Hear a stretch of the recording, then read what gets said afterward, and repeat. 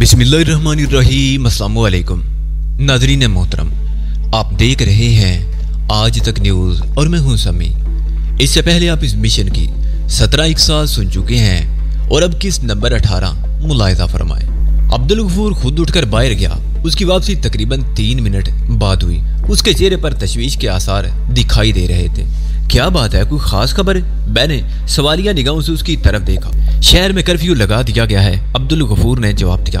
लेकिन परेशानी की कोई बात नहीं, हंगामे और कर्फ्यू तो रोज का मामूल है। मेरे मेहमानों को भी पता है कि उन्हें किस रास्ते से आना है, इसलिए ज्यादा परेशानी की बात नहीं। लेकिन क्या? मैंने एक बार फिर सवालिया निगाहों से उसकी तरफ देखा। लेकिन अगर कर्फ्यू ज्यादा तूल खींच गया तो परेशानी हो सकती है। उससे हमारा अगला मंसूबा मुतासर होने का अंदेशा है। यहाँ हंगामा किस बात पर हुआ था? मैंने फिर पूछा।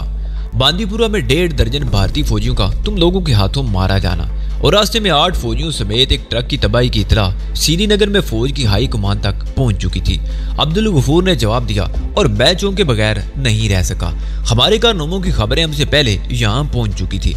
अब्दुल गफूर बात जारी रखते हुए कह रहा था, बांदीपुरा वाली खबर तो सुबह 11 बजे के करीब यहाँ पहुंच गई।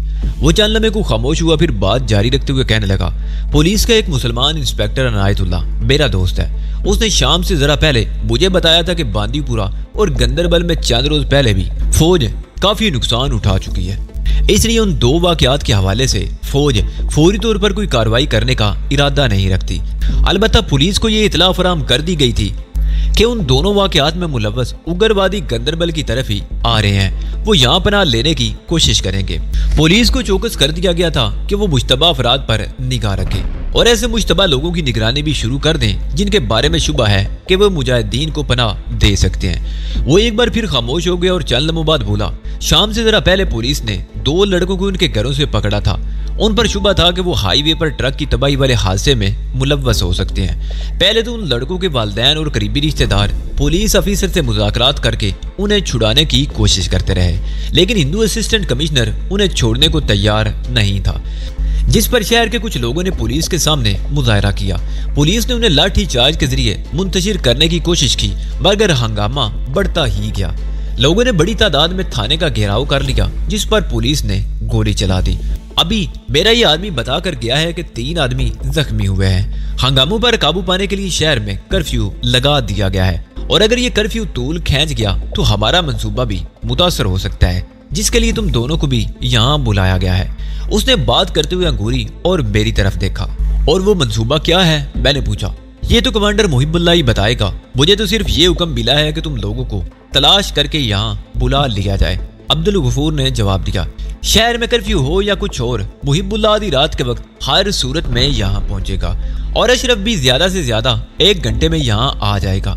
चंद लम्हों को खामोशी रही। फिर आज सुबह बांदीपुरा और फिर यहाँ से चंद मील दूर रुनमा होने वाले वाकयात के बारे में गुफ्तगू होने लगी। सईद उन्हें उन दोनों वाकयात की तफसील बता रहा था। उससे चंद रोज पहले सईद के खामोश होने पर अब्दुल गफूर ने कहा, फौज के एक दस्ते ने मुजाहिदीन की तलाश के बहाने बांदीपुरा पर हल्ला बोल दिया था। उस वक्त भी भारतीय फौजियों को अपने फौजियों की लाशें छोड़कर भागना पड़ा था। और आज का वाकया। वो चंद लम्हों को खामोश हुआ, फिर बात जारी रखते हुए बोला, ये मेरा ख्याल है पहला वाकया है जहां भारतीयों को एक ही जगह इतना भारी जानी नुकसान उठाना पड़ा है। और मेरा ख्याल है इसलिए हाई कमान ने फौरी तौर पर बांदीपुरा के खिलाफ कोई कार्रवाई करने का इरादा बदल दिया है, क्योंकि शायद वो समझते हैं कि बांदीपुरा में गोला बारूद के अंबार लगे हुए हैं और मुजाहिदीन भी बड़ी तादाद में मौजूद हैं।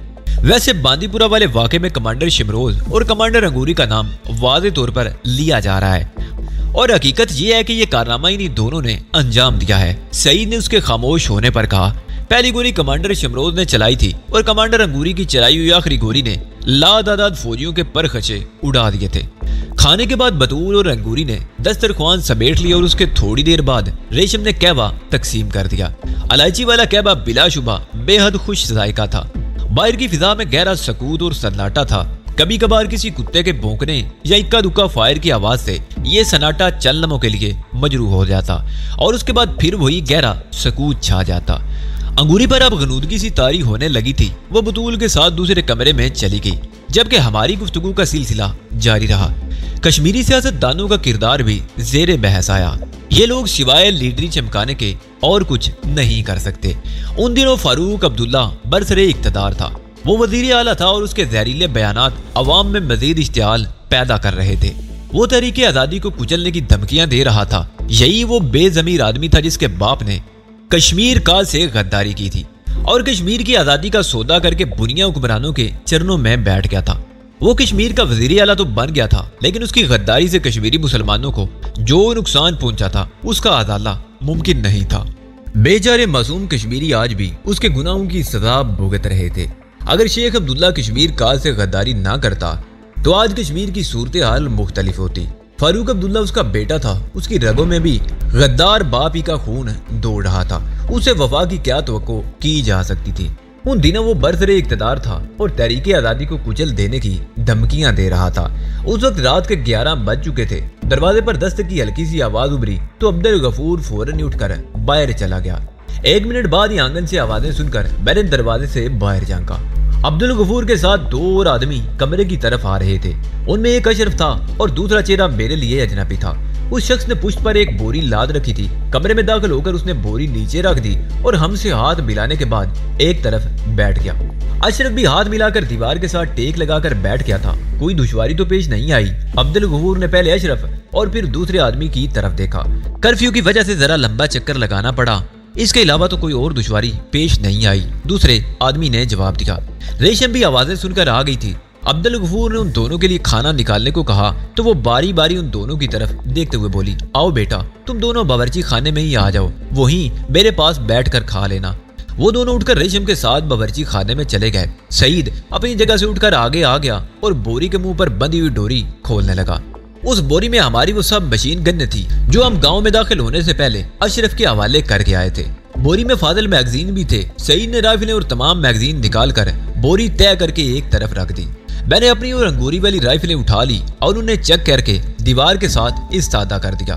थोड़ी देर बाद अशरफ और उसका दूसरा साथी हमीद भी खाना खा कर आ गए। हमीद बता रहा था कि शहर में मुकम्मल सन्नाटा है, पुलिस बड़ी तादाद में गश्त कर रही है, अहम मुकामात पर फौजी गाड़ियां भी खड़ी हैं। उसके ख्याल में रात का बकिया हिस्सा तो शायद खैरियत से गुजर जाए, लेकिन सुबह हंगामों का खतरा है। वक्त धीरे धीरे से गुजर रहा था। अगरचे हम सभी बुरी तरह थके हुए थे, मगर नींद किसी को नहीं आ रही थी। 2 बजे के करीब दरवाजे पर एक बार फिर हल्की सी दस्तक की आवाज उभरी। दरवाजा महज एक उंगली से मखसूस अंदाज में बजाया गया था। अब्दुल गफूर फौरन उठकर कमरे से बाहर चला गया। इस मर्तबा 3 आदमी उसके साथ अंदर दाखिल हुए थे। उनमें एक कमांडर मुहिबुल्ला था। उसे देखकर हम सब भी एहतरामन उठ खड़े हुए। मैंने मुसाफे के लिए कमांडर की तरफ हाथ बढ़ाया तो उसने मुझे खींचकर सीने से लिपटा लिया और मेरी पेशानी पर बोसे देने लगा। मैंने पहली बार जब तुम्हें देखा तो मुझे यकीन हो गया था कि तुम अपनी कौम और अपने वतन के लिए बड़े कारनामे अंजाम दोगे। वो मेरी आंखों में झांकते हुए बोला, मुझे तुम्हारी तमाम सरगर्मियों की रिपोर्ट्स मिलती रही हैं। मुझे तुम पर फख्र है, पूरी कश्मीरी कौम को तुम पर फख्र है। और वो कहाँ है हमारी बेटी कमांडर अंगूरी? अंगूरी सो गई है, जगा दूं? मेरी बजाय अब्दुल गफूर ने कहा, नहीं सोने दो, सुबह मुलाकात करेंगे। कमांडर मुहिबुल्ला ने कहा, आप लोगों को भूख लग रही होगी, खाना तैयार है, आप लोग मुंह हाथ धो लें तो खाना इस वक्त हम नहीं खाएंगे, क्या बात चलेगा, लेकिन पहले पानी पिला दो। कमांडर मुहिबुल्ला ने कहा। अब्दुल गफूर कमरे से चला गया और हम सब लोग फर्श पर बिछे हुए नमदे पर बैठ गए। अब्दुल गफूर रेशम को कहवा बनाने के लिए कहकर वापस आ गया और मुहिबुल्ला को शहर की सूरत-ए-हाल के बारे में तफसील से बताने लगा। तकरीबन 20 मिनट बाद अंगूरी को ट्रे उठाए कमरे में दाखिल होते देखकर मैं चौंक सा गया। उसे शायद रेशम ने जगा दिया था और कहवा भी उसी के हाथ भिजवाया था। उसने कहवे की ट्रे हम सब के दरमियान रख दी। कमांडर मुहिबुल्ला ने सिर्फ एक नजर उसकी तरफ देखा और उठकर खड़ा हो गया। अंगूरी ने उसे सलाम किया तो कमांडर मुहिबुल्ला ने उसे सीने से लगा लिया और उसकी पेशानी पर बोसे देने लगा। कमांडर की आंखों में नमी देखकर मेरा दिल भी भर आया। हमें तुम पर फख्र है बेटी, कमांडर मुहिबुल्ला कह रहा था। हमें उस माँ पर भी फख्र है जिसने तुम जैसी बेटी को जन्म दिया। कश्मीर की किस्मत अब बदलने वाली है। वो वक्त अब ज्यादा दूर नहीं जब इस वादी में गोलियों की सनसनाहट और तोपों की घन गरज की बजाय आजादी के नगमे गूंजेंगे और फिजा बारूद के धुएं और जहरीली बू की जगह फूलों की मसूर कुन खुशबू से महक उठेगी। जिंदाबाद कश्मीर की बेटी। हम सब बैठ गए और फिर कहवे की चुस्कियों के दौरान कमांडर मुहिबुल्ला हमें अपने मंसूबे से आगाह करने लगा जिसके लिए हमें यहाँ लाया गया था। मैं कमांडर मुहिबुल्ला की बातें सुनकर कांप उठा। बड़ा ही खौफनाक मंसूबा था। आज से ठीक 1 हफ्ते बाद कमांडर मुहिबुल्ला अपने मंसूबे की तफसील बताते हुए कह रहा था, असला और गोला बारूद की एक बहुत बड़ी खेप श्रीनगर से कारगिल भेजी जाने वाली है। अंगूरी भी मेरे करीब ही बैठी थी और हम सब बड़ी तवज्जो से कमांडर मुहिबुल्लाह की बातें सुन रहे थे। वो बात जारी रखते हुए कह रहा था, ये फौजी काफिला 30 बड़े ट्रकों और 4 जीपों पर मुश्तमिल होगा। 28 ट्रकों में गोला बारूद होगा, जबकि 2 ट्रकों में मुसल्लह फौजी होंगे। एक ट्रक काफिले के आगे होगा और एक पीछे। 4 जीपों पर भी मुसल्लह फौजी होंगे, 2 जीपें आगे और 2 पीछे। उन जीपों और ट्रकों पर लाइट और हैवी मशीन गन्ने नस्ब होंगी।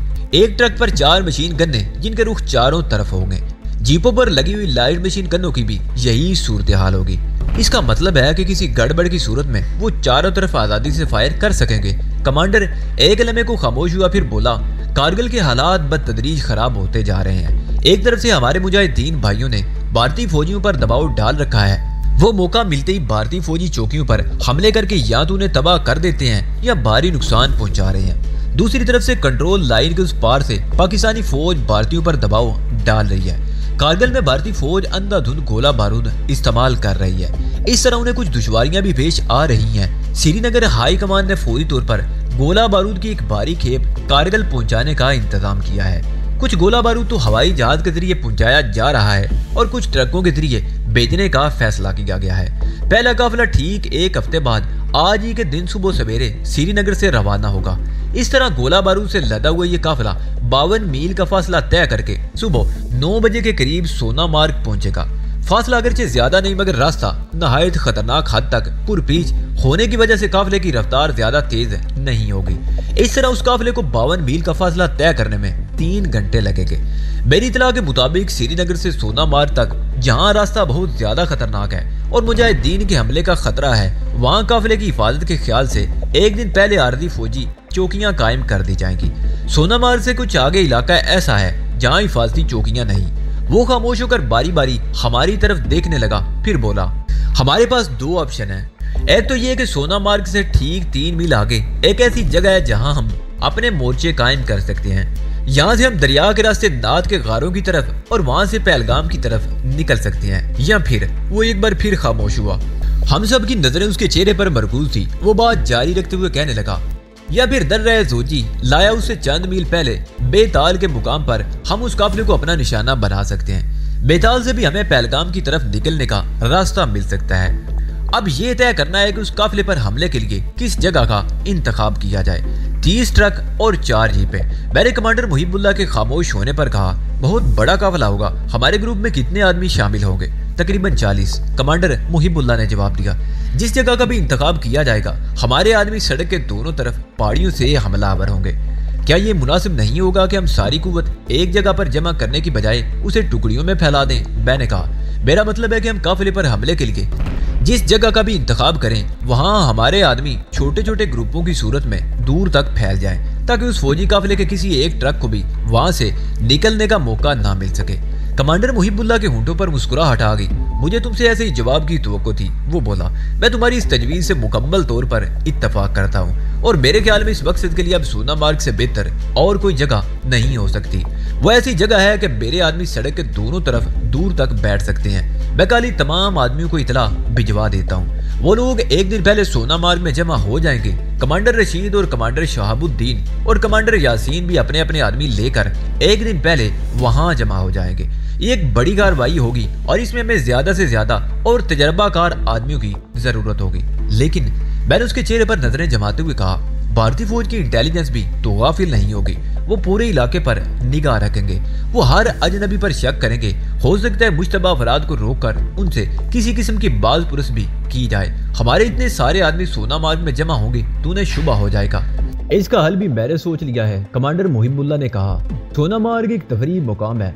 वादी के हालात नहायत खराब होने के बावजूद हिंदुस्तान से लोग तफरीह के लिए उस तरफ बड़ी तादाद में आते हैं। सोनामार्ग से आगे चंद मील के फासले पर दरिया के करीब अमरनाथ नाम के वो तारीखी गार हैं जो हिंदुओं के लिए बहुत मुकद्दस है। ये गार हजारों साल पुराने हैं। इनके अंदर चट्टानों पर कदीम देवियों और देवताओं की मूर्तियां तराशी हुई हैं। हिंदुस्तान से आने वाले हिंदू गारों की यात्रा के लिए उस तरफ जाते ही रहते हैं। वो चंद लम्हों को खामोश हुआ, फिर बोला, हमारे चंद आदमी हिंदू यात्रियों के बेस में सोना मार्ग जाएंगे और कुछ शहर से तकरीबन 1 मील दूर एक पहाड़ी गार में छुपे रहेंगे और वक्त मुकर्रर पर अपने टारगेट की तरफ रवाना हो जाएंगे। हमारे आदमी आजादी से असला तो साथ नहीं ले जा सकेंगे। मैंने कहा, किसी को असला ले जाने की जरूरत नहीं होगी, सब खाली हाथ होंगे। कमांडर ने जवाब दिया, हर किस्म का असला एक रात पहले उस गार में पहुंचा दिया जाएगा और ये हमारी खुशकिस्मती है कि हिंदुस्तान से आने वाले हिंदू यात्रियों की एक पार्टी, जिसमें श्रीनगर के कुछ कश्मीरी हिंदू भी होंगे, 2 दिन पहले श्रीनगर से सोना मार्ग पहुंचेगी। तुम और अंगूरी बेस बदलकर उस पार्टी में शामिल हो सकते हो। क्या? मैं उछल पड़ा। हाँ, कमांडर मुहिबुल्लाह मुस्कुराया। तुम दोनों हिंदुओं के बेस में आसानी से सोना मार्ग जा सकते हो, वहां तुम्हें ज्यादा परेशानी नहीं होगी। तुम पहले कभी सोना मार्ग गए हो या नहीं? नहीं, मैंने नफी में सारी ला दिया। ये छोटा सा शहर है, तुम उसे वादी का खूबसूरत तरीन शहर भी कह सकते हो। कमांडर मुहिबुल्लाह कह रहा था, सतह समंदर से तकरीबन 8,500 फुट की बुलंदी पर वाक़े उस शहर के एक तरफ दरिया है और दूसरी तरफ सब्जे से ढके हुए पहाड़। यहीं से लद्दाख और कारगिल की तरफ सड़क जाती है। उससे आगे पहाड़ी सिलसिला एकदम बुलंद होता चला गया है। दुर्रे जोजी ला 11,000 फुट की बुलंदी पर वाक़े है। उस दर्रे से आगे लद्दाख का इलाका शुरू हो जाता है, लेकिन दर्रा पार करते ही तुम्हें यूं लगेगा जैसे दुनिया में आ गए हो। जोजी ला तक तो तुम्हें हर तरफ सब्जा ही सब्जा नजर आएगा। रंग बिरंगे खुशनुमा फूलों की चादरें बिछी हुई नजर आएंगी, लेकिन दर्रे के उस पार ये सब कुछ अचानक ही खत्म हो जाएगा। हर तरफ ब्याबो ग्यारा और वैरान खाकस्तीरी पहाड़ नजर आएंगे।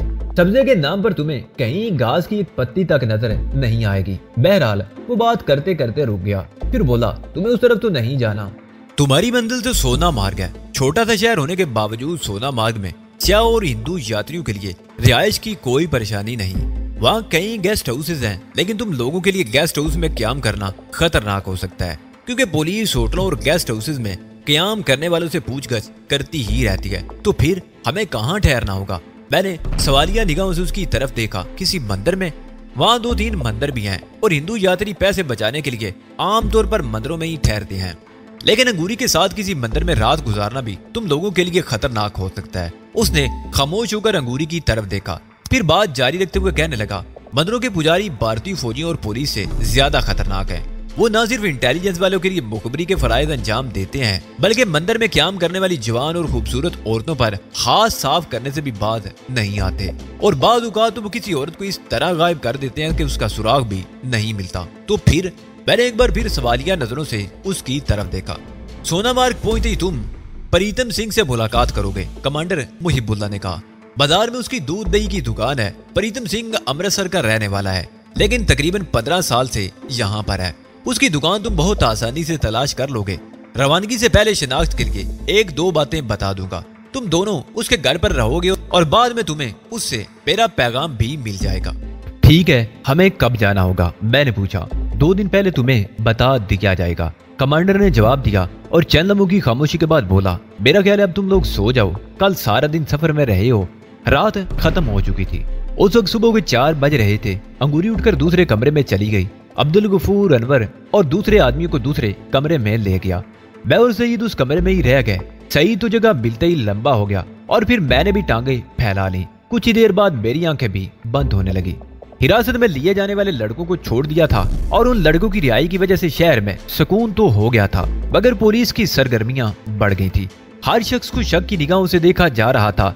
कई लोगों को रोककर उनसे पूछताछ की जा रही थी। हमारे दूसरे आदमी तो अगले रोज ही सुबह बाहर जा चुके थे, मगर मुझे और सईद वगैरह को बाहर जाने से रोक दिया गया था। अलबत्ता अंगूरी रेशम की बेटी के साथ आजादी से शहर में घूम फिर रही थी और मिलाकर वो वक्त आ गया जिसका मुझे इंतजार था। उस रोज दोपहर 2 बजे की बस से हमें रवाना होना था। ये बस श्रीनगर से आने वाली थी और इतला के मुताबिक उसमें भी कम से कम 20 यात्री सफर कर रहे थे। उनमें मर्द भी थे, औरतें भी और बच्चे भी। दिन के 11 बजे हमारे हुलिये तब्दील कर दिए गए। मुझे हिंदू का भेष बदलने के लिए अपने बालों की कुर्बानी देनी पड़ी। मेरे सर पर उस तरह फेर दिया गया, अलबत्ता खोपड़ी पर चुटिया की सूरत में कुछ बाल छोड़ दिए गए। मेरी ये चुटिया भी तकरीबन 5 इंच लंबी थी, जो सर की हरकत के साथ फुंदने की तरह झूल रही थी। गिरवे रंग के कपड़े, पैरों में लकड़ी की खराड़ी, गले में मोटे मोटे मोतियों वाली मालाएं और माथे पर दाएं से बाएं कशका। 3 लंबी सफेद लकीरें थी जो ऊपर से नीचे खींच दी गई थी। मेरे एक हाथ में स्टील का एक कड़ा था और लकड़ी का एक तरशोल। दोनों गालों पर भी सुर्ख रंग से लकीरें खींच दी गई थी और बदील सितम ये हुआ कि मेरी भुवें भी साफ कर दी गई। इस हुलिये में मुझे एक मुकम्मल साधु या स्वामी बना दिया गया था। मेरे कंधे पर एक बैला सा थैला भी लटका दिया गया जिसमें खाने की कुछ चीजें डाल दी गई थी। अंगूरी का हुलिया भी बदल गया था। माथे पर बिंदिया, कानों में बालियां और नाक में भी चूड़ी के साइज की तार जितनी मोटी एक नथ पहना दी गई थी। हिंदू औरतें अक्सर इस किस्म की बालियां पहनती थी। उसने बतूल के कपड़े पहन लिए थे। कमीज अंगूरी के बदन पर कुछ टाइट थी जिससे उसका शबाब उमड़ आया था। हम एक दूसरे को देखकर मुस्कुराए बगैर नहीं रह सके। गंदरबल में हिंदू घरों की भी कमी नहीं थी, इसलिए हम पर किसी को शुबा नहीं हो सकता था। हम 1 बजे अब्दुल गफूर के घर से निकले। कमांडर मुहिबुल्लाह का एक आदमी हमसे पहले निकल गया था और एक आदमी हमारे बाद घर से बरामद हुआ था। पहला आदमी हमसे 20 गज आगे था। हम उसके पीछे गलियों में चलते रहे।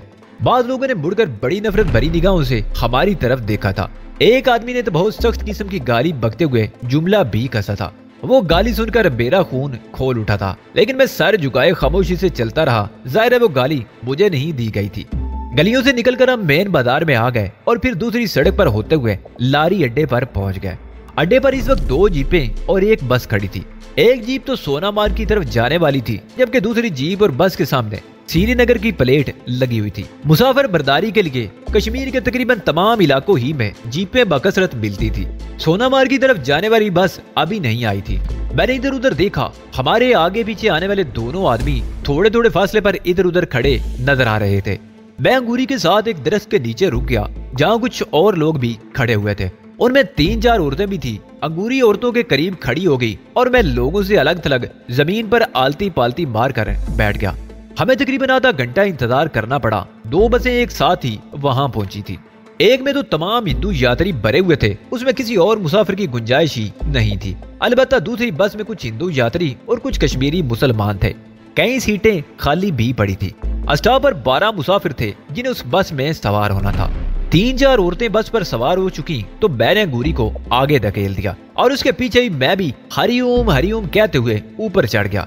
अंगूरी को एक औरत ने अपने साथ जगह दे दी। उसकी गोद में एक शीरख्वार बच्चा भी था। मुझे भी एक हिंदू के साथ ही जगह मिली थी। पहली सीट पर एक सिख जोड़ा भी बैठा हुआ था। मैं यहाँ एक बात बताता चलूं कि श्रीनगर, सोनामार्ग और पहलगाम और कुर्बो जवार के शहरों में सिख बड़ी तादाद में आबाद हैं और हिंदू पुलिस और फौज के सुरमा मुसलमानों की तरह वक्तन फवक्तन उन्हें भी तंग करते रहते हैं। हम जितनी देर लारी अड्डे पर खड़े रहे थे, पुलिस वाले बार बार वहां खड़े हुए या आने जाने वाले लोगों को परेशान करते रहे थे। बस सवा 2 बजे रवाना होकर 3 बजे के करीब 18-20 मील के फासले पर कंगन के अड्डे पर रुक गई। दरिया के किनारे पर आबाद ये गांव ज्यादा बड़ा नहीं था। यहाँ 3 मुसाफिर उतरे थे और 2 नए मुसाफिर सवार हुए थे जिन्हें संभल जाना था। यहाँ मैं एक और वजाहत करता चलूं कि संभल नाम के 2 गांव हैं। एक श्रीनगर के मगरब में बांदीपुरा जाने वाली शाहराह पर सोनामार्ग से तकरीबन 20 मील पहले है। हमारी बस कंगन से जैसे ही आगे निकली, पीछे से आने वाली एक फौजी जीप ने तेजी से आगे निकलकर रास्ता रोक लिया। बस को रुकना पड़ा। उस जीप पर निस दर्जन फौजी थे।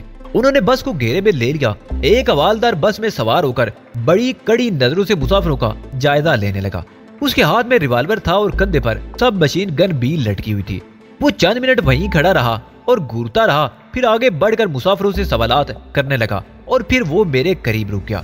कहाँ से आए हो स्वामी जी? उसने मेरे चेहरे पर नजरें जमाते हुए करख्त लहजे में पूछा। जब उसने बस के दूसरे मुसाफिरों से पूछगछ शुरू की थी तो मेरे दिल की धड़कन तो तेज हो ही गई थी, लेकिन अपने करीब आने तक मैं अपनी कैफियत पर मुकम्मल तौर पर काबू पा चुका था। श्रीनगर से जी, मैंने भी उसकी आंखों में झांकते हुए पुरसुकून लहजे में जवाब दिया। हम 5 साल से हरी पर्वत पर शिवा मंदिर में आने वाले यात्रियों की सेवा कर रहे हैं। कहाँ जा रहे हो? उसने दूसरा सवाल किया। लो देखो, मैंने कहा, इस मूर्ख को ये पता नहीं कि हिंदू यात्री अमरनाथ की तरफ क्यों जाते हैं। हम भी अमरनाथ के गारों की यात्रा को जा रहे हैं महाराज। वो चंद लम्हे मुझे घूरता रहा, फिर मेरे हाथ से त्रिशूल लेकर उसे इस तरह उठाया जैसे उसके वजन का अंदाजा लगाना चाहता हो। उसने त्रिशूल वापस कर दिया और आगे बढ़ गया।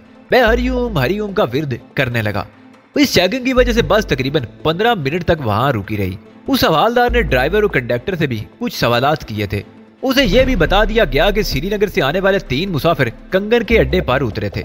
संभल और गंदर के आसपास भी बस को रोककर चेक किया गया। ये बात मैंने खास तौर पर नोट की थी कि हर शायरा पर फौज की सरगर्मियां कुछ ज्यादा ही थी। उसकी वजह यकीनन ये थी कि 2 दिन बाद यहाँ से ट्रकों का एक बहुत बड़ा काफिला गोला बारूद की बड़ी खेप लेकर गुजरने वाला था। सोनामार्ग का रास्ता वाकई बहुत खतरनाक था। कहीं नहायत तंग मोड़, कहीं खौफनाक घाटियां और कहीं अमूदी ढलान। ड्राइवर की मामूली सी गफलत किसी खौफनाक हादसे का बायस बन सकती थी। इस खतरनाक रास्ते की वजह से बस की रफ्तार भी ज्यादा तेज नहीं थी और फिर रास्ते में जगह जगह चेकिंग भी हो रही थी, जिसमें खासा वक्त जाया हुआ था। इस तरह बस 6 बजे के करीब सोनामार्ग पहुंची थी। हिंदू यात्रियों की दूसरी बस हमसे चंद मिनट पहले वहां पहुंच चुकी थी। सोनामार्ग बहुत छोटा सा शहर है। अड्डे पर गेस्ट हाउसेज और होटलों के एजेंटों ने बस से उतरने वाले मुसाफिरों को घेर लिया।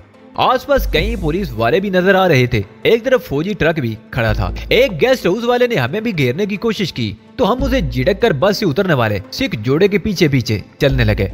मैंने कुछ चुभती हुई नजरें भी अंगूरी और अपनी तरफ उठती हुई महसूस की थी। वो यकीनन सादा पोश थे जो बस से उतरने वाले मुसाफिरों को गहरी नजरों से जायजा ले रहे थे। मैं हरिओम का शुरूक पड़ता हुआ चलता रहा। अंगूरी भी मेरे साथ साथ ही चल रही थी। उसने सर पर चुनरी इस तरह ओढ़ रखी थी कि घूंघट साफ बन गया था और उसका चेहरा तकरीबन छुप कर रह गया था। वो सिख जोड़ा हमसे तकरीबन 20 गज आगे था। मैंने अपनी रफ्तार और बढ़ा दी। मेरा ख्याल था कि उस सिख को रोककर सरदार प्रीतम सिंह के बारे में दरियाफ्त करूंगा, लेकिन फिर बाजार में और सिखों को देखकर उसे रोकने का इरादा मुलतवी कर दिया। एक लंबा सा बाजार था। तकरीबन सारी दुकानें खुली हुई थी। बाजार में चहल पहल थी। पुलिस तो थी ही, इधर उधर 2 की टोलियों में फौजी भी नजर आ रहे थे। मैंने सामने से आने वाले एक सिख को रोक लिया। सरदार प्रीतम सिंह की हट्टी कहाँ है बालक? मैंने पूछा। किसी मंदिर का पता पूछो स्वामी जी, प्रीतम सिंह के पास जाकर क्या करना है? उसने कहते हुए कन्नखियों से अंगूरी की तरफ देखा। जाना दो हमको मंदिर या बालक, मैंने जवाब दिया। सरदार प्रीतम सिंह को एक संदेशा देना है। तो फिर ऐसा करो स्वामी जी, उसने कहा। वो सामने जो खंबा नजर आ रहा है ना, उसके साथ बाईं तरफ मुड़ जाओ।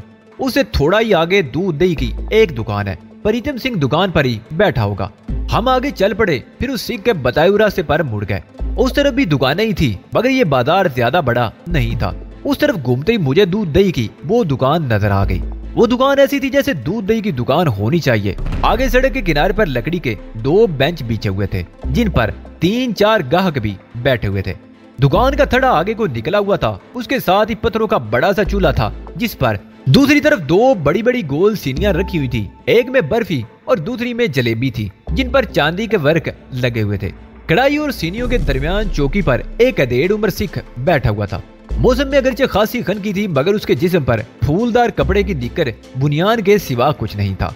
सर के बाल भी जूड़ा बनकर एक जाली में कसे हुए थे। उसके सामने एक और चौकी सी थी, जिस पर गिलास और प्याले वगैरह रखे हुए थे। दुकान अंदर से खासी बड़ी थी। 2-3 बेंच अंदर भी पड़े हुए थे, लेकिन अंदर कोई ग्राहक नहीं था। दुकान के पिछले हिस्से पर टाट का एक पर्दा भी टंगा हुआ था। पर्दा आधा हटा हुआ था और उसके दूसरी तरफ भी 2 बेंच नजर आ रहे थे। एक गत्ते पर फैमिली रूम लिखा हुआ था। मैंने अंगूरी को एक तरफ रुकने का इशारा किया और खुद आगे बढ़ गया। जी आया नो स्वामी जी, सरदार प्रीतम सिंह दोनों हाथ जोड़ते हुए बोला। क्या सेवा करूं आपकी स्वामी जी? खट्टी लस्सी मिलेगी सरदार जी, मैंने कदरे आगे को झुकते हुए इंतहाई मदम लहजे में कहा। मैंने कदरे आगे झुकते हुए इतने मदम लहजे में कहा कि बाहर बेंचों पर बैठे हुए लोग न सुन सके। आओ जी अंदर आओ स्वामी जी, वो जल्दी से बोला। उधर फैमिली रूम में बैठ जाओ। ओए छोटे, कहाँ मर गया है? स्वामी जी को अंदर बिठा। 10-11 साल की उम्र का एक लड़का पता नहीं कहां से निकलकर वहां आ गया। मैं अंगूरी के साथ उस दुकान में दाखिल होकर पिछले हिस्से में बेंचों पर बैठ गया। लड़के ने पर्दा खींच दिया। 15 मिनट गुजर गए। मैं दुकान के उस हिस्से में इधर उधर देख रहा था। एक तरफ कोका कोला और पेप्सी की बोतलों के कई खाली क्रेट ऊपर नीचे रखे हुए थे। एक दीवार पर बाबा गुरु नानक की रंगीन तस्वीर वाला पुराना कैलेंडर भी लगा हुआ था। बाईं तरफ एक दरवाजा भी था, जिसके सामने टाट का पर्दा लटका हुआ था। यह दरवाजा गालिबन पहलू की गली में खुलता था। 5 मिनट और गुजर गए। फिर प्रीतम सिंह लस्सी के 2 बड़े गिलास लेकर अंदर दाखिल हुआ। उसने एक गिलास अंगूरी के हाथ में थमा दिया और एक मेरी तरफ बढ़ा दिया। उसके साथ ही उसने आगे झुककर सरगोशी की। लस्सी पीकर उस दरवाजे से बाहर निकल जाना। छोटा बाहर खड़ा होगा, वो तुम्हें मेरे घर पहुंचा देगा। 1 घंटे बाद मैं भी आ जाऊंगा। उसने दूसरे दरवाजे का पर्दा एक तरफ हटाकर दरवाजा भी खोल दिया। हम इत्मीनान से बैठे लस्सी पीते रहे। अंगूरी मेरी तरफ देखकर बार बार मुस्कुरा रही थी। लस्सी पीने के बाद खाली गिलास बेंच पर ही रख दिए और मैं अंगूरी को इशारा करके उठकर बगली दरवाजे की तरफ बढ़ गया। एक तंग सी गली थी। उस वक्त शाम हो चुकी थी और अंधेरा फैलने लगा था। गली में वो लड़का हमारा मुंतजिर था। हमें दुकान से निकलते देखकर कुछ के बगैर गली के अंदर की तरफ चल पड़ा। तकरीबन 15 मिनट तक मुख्तलिफ सी गलियों में घूमने के बाद वो एक मकान के दरवाजे में दाखिल हो गया। हम बाहर ही रुक गए। 2-3 मिनट बाद एक औरत दरवाजे में नमूदार हुई। आप बाहर क्यों रुक गए स्वामी जी, अंदर आ जाइए ना, उसने कहा। हम दोनों अंदर आ गए। औरत ने दरवाजा बंद कर दिया। वो अमृता कौर थी, प्रीतम सिंह की बीवी। उसकी उम्र 30 के लगभग थी। वो दराज कामत, सेहतमंद और खासी हसीन औरत थी। उसने हमें एक कमरे में ले जाकर बिठा दिया और थोड़ी देर बाद हमारे सामने मेज पर खाना लगा दिया। तुसी रोटी खा लो जी, सरदार जी तो जरा देर से आएंगे, उसने कहा। मुझे अंदाजा लगाने में दुश्वारी पेश नहीं आई कि इन लोगों को पहले से हमारे आने की इतला थी, इसलिए खास तौर पर यह खाना तैयार किया गया था। भुनी हुई मुर्गी, आलू की भुजिया भी थी। एक प्लेट में सूजी का हलवा भी था। कई रोज बाद इतना लजीज खाना हमारे सामने आया था। सरदार प्रीतम सिंह तकरीबन 2 घंटों बाद आया था। उस वक्त उसने धोती और कुर्ता पहन रखा था। सर पर वही जाली थी जिसमें बाल जूड़े की शक्ल में जकड़े हुए थे। सरदार प्रीतम सिंह हमें लेकर फौरन ही पिछले दरवाजे से बाहर निकल गया। उस तरफ भी एक तंग सी गली थी। गली घूमने के बाद हम एक खुली जगह पर निकल आए। आगे पहाड़ी सिलसिला था। पहाड़ियों के दामन में मकान भी थे, लेकिन एक दूसरे से फासले पर। प्रीतम सिंह एक मकान के सामने रुक गया। दस्तक के जवाब में दरवाजा फौरन ही खुल गया। दरवाजा खोलने वाला एक 9 उम्र सिख था। ये 2 कमरों का मकान था, जिसके दूसरी तरफ बहुत लंबी चौड़ी जगह खारदार तारों से घिरी हुई थी और उस तरफ से एक भैंस के डकराने की आवाज सुनाई दे रही थी। ये दरअसल बाड़ा था। उस तरफ एक बहुत बड़ा शेड बना हुआ था, जिसके नीचे 10-12 भैंसें और गायें बंधी हुई थी। शेड के बाईं तरफ 2 और कमरे थे। एक कमरे में भूसा वगैरह भरा हुआ था, जबकि दूसरा कमरा खाली था और हमें उस कमरे में पहुंचा दिया गया। उस कमरे में दरी बिछी हुई थी। 2000 तकिए भी इधर उधर बिखरे हुए थे। आप आराम से यहाँ पर रात गुजारो जी, सरदार प्रीतम सिंह ने मेरी तरफ देखते हुए कहा। किसी चीज की जरूरत हो तो सुरिंदर सिंह को बता देना, ये मेरा छोटा भाई है, कोई गम फिक्र मत करना। इस वक्त चाय मिल जाए तो जरूर जरूर। उसने मेरी बात काट दी और नौजवान सुरिंदर सिंह को देखते हुए बोला, इन्हें चाय बनाकर दो और ख्याल रखना परोणियों को कोई तकलीफ ना हो। वो मेरी तरफ मुड़ गया। अब मैं चलता हूँ जी, रात को दुकान बंद करके आऊंगा।